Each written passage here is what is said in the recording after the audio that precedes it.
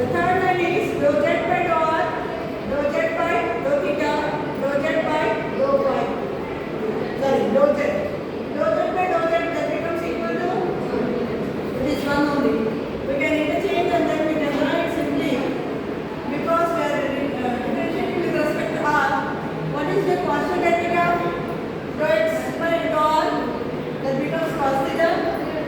Rho x by rho theta derivative that becomes. When you change that automatically we are going to get r comes out actually r into we get actually. Here also we get minus r sin theta actually.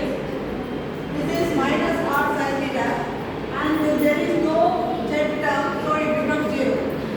Similarly when you differentiate partially with respect to r, this becomes sin theta. Derivative of y with respect to theta becomes that is r cos theta actually.